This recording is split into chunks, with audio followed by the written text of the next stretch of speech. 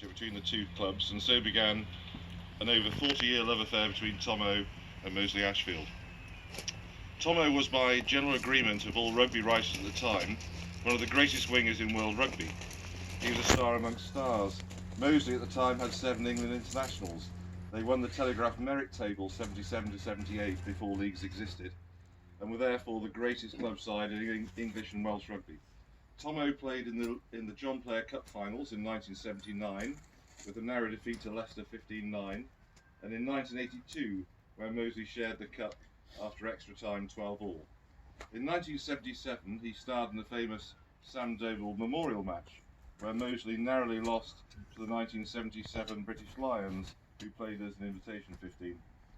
It was agreed that if he'd been pretty much any other nationality than Welsh, he would have played international rugby.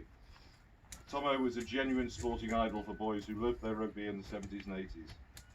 Now, Thomo was no cricketer. He played sporadic games for the third 11, Ashfield third 11, the Sunday seconds to help them out when they're short, and he never missed the annual Moseley Rugby against Moseley cricket match, and always playing for the rugby side.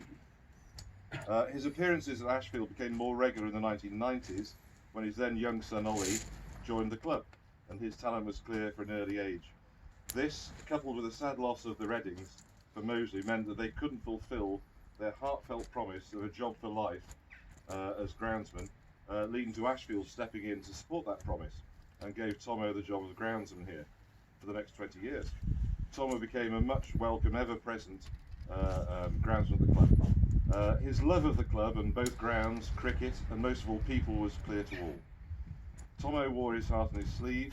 He supported whoever was at home every Saturday, every Sunday, since anyone can remember, passionately wanting the boys to win. He prepared thousands of wickets for matches for the Ashfield seniors, the juniors, the Old Mo, the Quilter Cheviot business leagues, and for many others. Literally thousands of cricketers have much to be grateful for, and they all knew and loved him.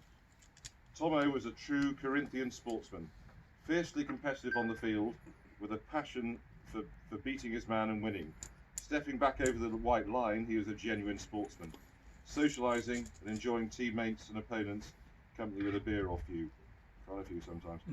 He embodied what we hope and want for our club to be. A bit more. More than that, Thomo was a Moseley man, a Moseley Ashfield man. He was our friend. His legacy lives on through his son Ollie, who's now the Ashfield First 11 captain.